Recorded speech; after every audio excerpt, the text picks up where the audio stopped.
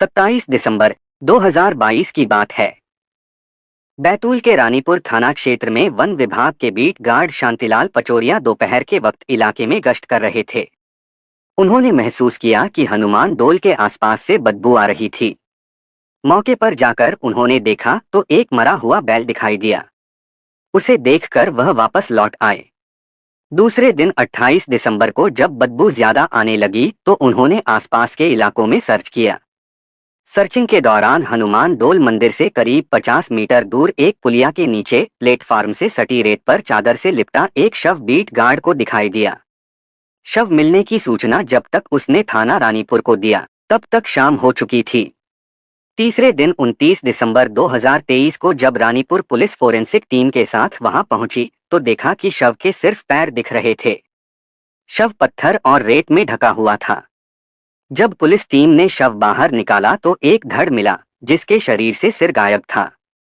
कपड़ों के लिहाज से यह लाश किसी महिला की थी। मौके पर पहुंचे एसडीपीओ रोशन जैन टीआई अपाला सिंह को महिला का शव जिस हालत में मिला उससे लग रहा था कि वह किसी मिडिल क्लास परिवार से है।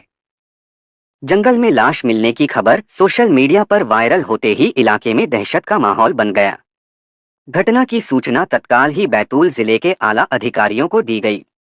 सूचना मिलते ही जिले की SP Simala Prasad, additional SP Neeraj Soni, SDOP Roshan Jain ने भी घटनास्थल पर पहुंच गए।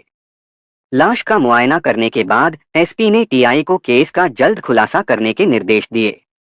जरूरी कार्रवाई करने के बाद टीआई अपाला सिंह ने लाश पोस्टमार्टम के लिए भेज दिया। बैतूल जिले की पुलिस के लिए महिला की सिरकटी लाश पहेली बनी हुई थी। सिर न होने से महिला की शिनाख्त नहीं हो पा रही थी। लाश की शिनाख्त के लिए करीब 500 गुम महिलाओं की जानकारी जुटाने की कोशिश की गई, मगर पुलिस को कोई सुराग नहीं मिल रहा था। पुलिस ने इस लाश से जुड़ी जानकारी अन्य थानों में देने के साथ सूचना देने वाले को 10,000 रुपए का इनाम देने की घोषणा भी की थी। एसपी सिमाला प्रसाद ने इस मामले में स्पेशल इन्वेस्टिगेशन टीम एसआईटी का गठन किया। एसआईटी ने बैतूल और सीमावर्ती जिले होशंगाबाद, छिंदवाड़ा, हरदा, खंडवा, खरगोन के अलावा भोपाल, इंदौर के साथ महाराष्ट्र के सीमावर्ती जिलों से गुम महिलाओं की जानकारी प्राप्त किया, जिसमें करीब 500 महिलाओं की जानकारी प्राप्त कर शव की पहचान करने की कोशिश की गई, मगर फिर भी कोई पुख्ता सुराग पुलिस को नहीं मिल सका। मध्य प्रदेश के बैतूल में विवेकानंद वार्ड की रहने वाली 41 साल की राधा राजपूत अपने पति और 14 साल के बेटे शौर्य और 9 साल के शक्ति के साथ रहती है। राधा का मायका देवरी जिला सागर में है। पिछले 2 महीनों से राधा का भाई दिलीप डांगी कई बार अपनी बहन राधा से बात करने के लिए संपर्क कर चुका था, लेकिन उससे बात नहीं हो पा रही थी। बहनोई शैलेंद्र को भी वह कई बार फोन कर चुका था, मगर उसका फोन आउट ऑफ कवरेज रहता था। होली के दिन की बात है। रात में खाना खाकर दिलीप ने अपने जीजा को फोन मिलाया तो इस बार शैलेंद्र ने फोन कॉल रिसीव करते हुए पूछा, हाँ बोलो दिलीप भाई, बहुत दिनों के बाद याद किया, क्या हालचाल हैं तुम्हारे? अरे जीजाजी सब ठीक है, बहुत दिनों से हमारी राधा दीदी से बात नहीं हुई तो सोचा आज होली का त्योहार है, इसी बहाने उससे बात कर लूं, दिलीप ने शैलेंद्र से कहा। शैलेंद्र ने आश्चर्य व्यक्त करते हुए कहा, लेकिन तुम्हारी जीजी तो 8-10 दिन पहले ही देवरी जाने की बोल कर गई है, क्या तुम्हारे पास नहीं पहुंची? दिलीप बोला, अरे जीजा, काहे मजाक कर रहे हो, चलो जल्दी से राधा से बात कराओ। अरे भाई मैं मजाक नहीं कर रहा, सच बोल रहा हूँ। राधा घर पर यही बोल कर निकली है कि काफी दिनों से वह अपने मायके नहीं गई है, इसलिए होली पर गुलाल लगाने भाई के घर जा रही है। यकीन ना हो तो शक्ति और शौर्य से बात कर लो। शैलेंद्र ने दिलीप को यकीन दिलाते हुए मोबाइल अपने बड़े बेटे शौर्य को पकड़ाते हुए कहा। शौर्य ने दिलीप को बताया, मामा जी, मम्मी तो यहाँ से यही बोल कर गई है कि कुछ दिनों के लिए मामा के यहाँ जा रही हूँ। दिलीप को काटो तो खून नहीं, वह अपनी बहन राधा को लेकर चिंतित हो गया। दिलीप को पता था कि उसका जीजा राधा से पैसों को लेकर आए दिन झगड़ा करता रहता है।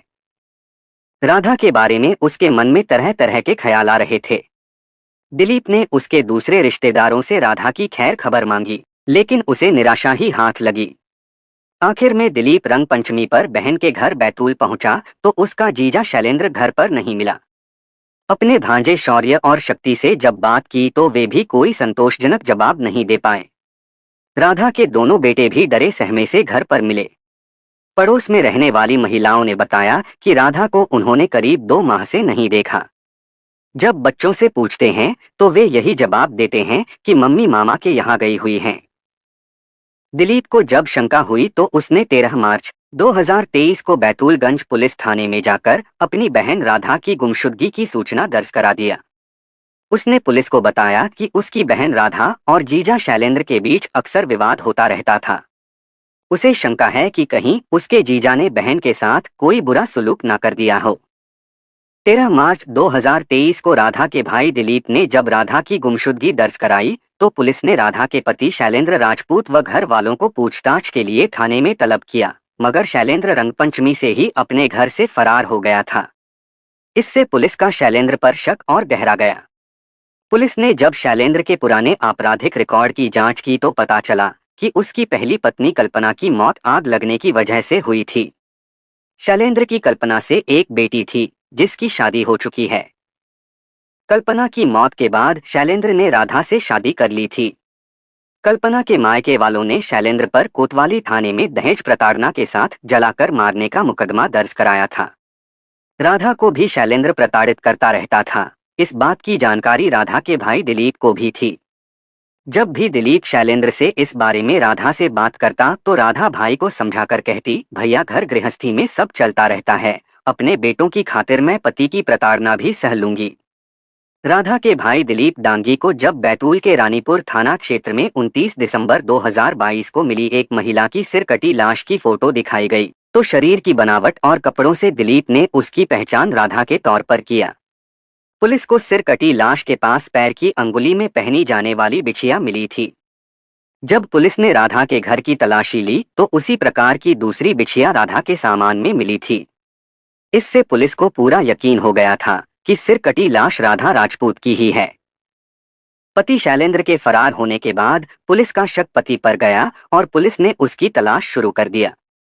एसपी सिमाला प्रसाद और एडिशनल एसपी नीरज सोनी के निर्देश पर आरोपी की तलाश हेतु थाना रानीपुर की TI Apala Singh, inspector Ravikant Daheriya, SI Abid Ansari, Rakesh Sariyam, Mohit Dubey, Rajendra Rajvanshi, Vanshaj Srivastava, SI Deepak Malviya, head constable Tarun Patel, Rajendra Dhadse, head constable Balram Rajput, Deependra Singh आदि की टीम गठित कर दिया। साइबर टीम ने सबसे पहले शैलेंद्र के मोबाइल को सर्विलांस पर लगाया तो उसकी लोकेशन महाराष्ट्र के पुणे शहर की मिल रही थी। पुलिस टीम ने 8 दिन की मशक्कत के बाद राधा के पति शैलेंद्र को पुणे महाराष्ट्र में श्रीनिवास कंपनी नौलखा उमरी के पास से गिरफ्तार किया। वहां अपने दोस्त गोविंद वरकड़े के साथ रह रहा था। गोविंद बैतूल के कतलढ़ाना इलाके का रहने वाला था। पुलिस ने शैलेंद्र को पुलिस थाने लाकर पूछताछ की तो पहले तो वह पुलिस को गुमराह करता रहा, लेकिन जब पुलिस ने सख्ती दिखाई तो वह टूट गया। शैलेंद्र ने पुलिस के सामने अपने नाबालिग बेटे के साथ मिलकर पत्नी की हत्या करने की बात कबूल कर लिया।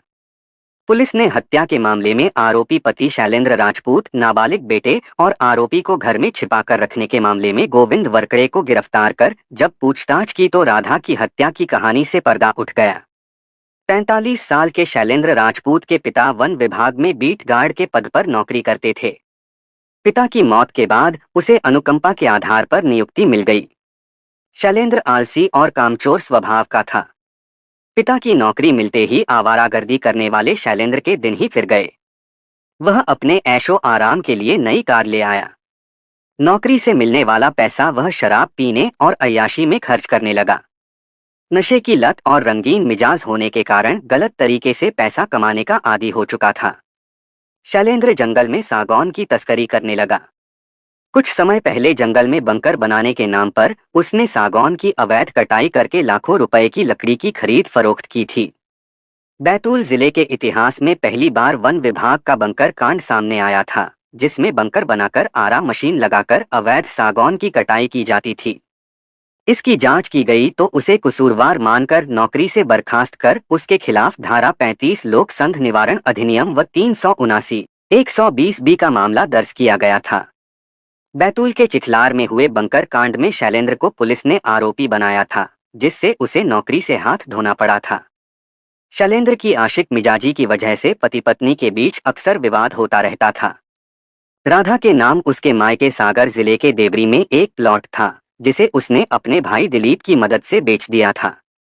राधा पति की पैसे उड़ाने की आदत जानती थी, जिसके कारण मायके में बेचे गए प्लॉट के पैसे राधा ने भाई के पास जमा करवा दिए थे, जिससे उसके दोनों बेटों के भविष्य में काम आ सके। इस बात को लेकर अक्सर विवाद होता था। यही नहीं, शैलेंद्र के किसी दूसरी महिला से अवैध संबंधों को लेकर भी घर में झगड़े होते थे।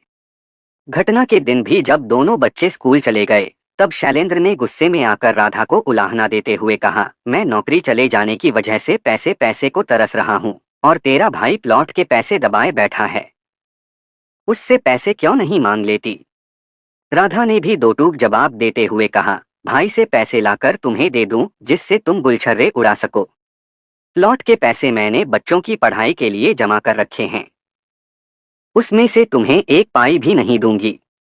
राधा के इस तरह जवाब देने से शैलेंद्र भड़क गया और गुस्से में आकर घर के आंगन में रखा फावड़ा पत्नी के सिर पर दे मारा, जिससे राधा के सिर से खून की धारा बहने लगी और कुछ ही देर में उसकी मौत हो गई। यह घटना 7 दिसंबर 2022 की है। शैलेंद्र ने फावड़े से राधा की हत्या कर दी और दिन भर शव घर में ही रखा। उसने कपड़ों से आसपास बिखरे खून को साफ कर दिया था। दोनों बच्चों के स्कूल से घर आने के बाद उसने बड़े बेटे के सामने रोते गिड़गिड़ाते हुए कहा, बेटा आज मुझसे बड़ी गलती हो गई, मैंने गुस्से में आकर तेरी मम्मी को मार दिया। अब पुलिस मुझे पकड़ कर ले जाएगी, अब तुम दोनों का क्या होगा। यह सुनकर शौर्य रोने लगा तो शैलेंद्र ने उसे समझाते हुए कहा, बेटा यदि हम तेरी मम्मी की लाश को किसी तरह ठिकाने लगा दें तो किसी को शक नहीं होगा और मैं तुम दोनों बच्चों को अनाथ होने से बचा भी लूंगा। 14 साल का मासूम पिता के जेल जाने की सोचकर सहम गया और उसे पिता को बचाने का यही तरीका अच्छा लगा, तो उसने पिता की बात पर सहमति दे दिया। रात में उसी दिन अपनी कार में पत्नी राधा की लाश को कपड़े में छिपाकर दोनों हनुमान डोल मंदिर के पास बनी पुलिया पर पहुंच गए और पुलिया के नीचे ले जाकर शव फेंक दिया। वे अपने साथ लोहे की आरी लेकर आए थे। लाश की पहचान ना हो इस कारण शैलेंद्र ने राधा का सिर अपने बेटे की मदद से आरी से काटकर अलग कर दिया और शव को रेत पत्थर से ढक दिया। दोनों अपनी कार में सिर को कपड़े में लपेटकर अपने घर ले आए। फिर बाप बेटे ने प्लानिंग कर सिर को नेशनल हाईवे पर शाहपुर के पास ले जाकर एक गड्ढे में पेट्रोल डालकर जला दिया। जैसे ही शैलेंद्र को पता चला कि राधा के भाई दिलीप ने पुलिस में राधा की गुमशुदगी दर्ज कराई है, तो शैलेंद्र अपने बच्चों को पास में ही रहने वाली अपनी मां के पास छोड़कर अपने घर से भाग निकला। नागपुर की तरफ जाते समय उसने पुणे में रहने वाले अपने दोस्त गोविंद को फोन लगाकर बातचीत किया। शैलेंद्र बोला, हेलो गोविंद, मैं बैतूल से शैलेंद्र बोल रहा हूँ। भाई मैं बड़े संकट में फंस गया हूँ, तेरी मदद की इस समय मुझे सख्त जरूरत है। गोविंद ने उसे भरोसा दिलाते हुए कहा, संकट के समय दोस्त ही दोस्त के काम आता है। बताओ शैलेंद्र, मैं तुम्हारी क्या मदद कर सकता हूँ। शैलेंद्र बोला, गोविंद कुछ दिनों के लिए मैं तुम्हारे साथ पुणे में रहना चाहता हूँ, तुम मुझ पर एक उपकार करोगे तो मैं शायद बड़े संकट से बच जाऊंगा। गोविंद ने उसे पुणे आने का न्योता देते हुए कहा, अब पहेलियां ना बुझाओ शैलेंद्र, तुम पुणे आ जाओ, मेरे घर के दरवाजे तुम्हारे लिए हर समय खुले हुए हैं। अंधा क्या चाहे दो आंखें, शैलेंद्र के मन की मुराद पूरी हो गई। वह नागपुर से ट्रेन पकड़कर पुणे पहुंच गया। पुणे रेलवे स्टेशन पर उतरते ही उसने गोविंद को फोन लगा दिया। बचपन का दोस्त गोविंद वरकड़े उसे लेने स्टेशन आ गया। गोविंद ने घर ले जाकर शैलेंद्र को खाना खिलाया और उससे परिवार का हालचाल पूछा, तो शैलेंद्र ने घड़ियाली आंसू बहाते हुए गोविंद को बताया कि पत्नी राधा से झगड़ा होने की वजह से उसने उसे फावड़ा मार दिया था, जिससे राधा की मौत हो गई। पुलिस से बचने के लिए वह पुणे आया है। गोविंद ने फरारी काटने के लिए शैलेंद्र को अपने घर पर पनाह देते हुए भरोसा दिलाया कि कुछ दिनों में उसे किसी कंपनी में काम दिलवा देगा और यहाँ पुलिस उसे खोज भी नहीं पाएगी। मगर पुलिस की पकड़ से वह ज्यादा दिनों तक नहीं बच सका। मोबाइल लोकेशन के आधार पर 22 मार्च 2023 को बैतूल पुलिस टीम ने उसे गिरफ्तार कर लिया। शैलेंद्र को फरारी काटने में मदद करने के आरोप में गोविंद वरकड़े को भी हिरासत में ले लिया। 23 मार्च को बैतूल कंट्रोल रूम में एसपी सिमाला प्रसाद ने प्रेस कॉन्फ्रेंस में घटना का खुलासा किया। शैलेंद्र और गोविंद को कोर्ट में पेश किया, जहां से दोनों को बैतूल जेल भेज दिया गया। नाबालिग बेटे शौर्य को बाल सुधार गृह भेज दिया गया। नशाखोरी और अय्याशी की वजह से शैलेंद्र की गृहस्थी उजड़ गई और उसे जेल की हवा खानी पड़ी। गलत रास्ते पर चलने वाले दोस्त को सहयोग करने वाले गोविंद को भी अपनी गलती का खामियाजा भुगतना पड़ा। पढ़ने लिखने की उम्र में नाबालिग बेटे को बाल सुधार गृह में जाने को मजबूर होना पड़ा। कहानी को लास्ट तक सुनने के लिए आपका धन्यवाद।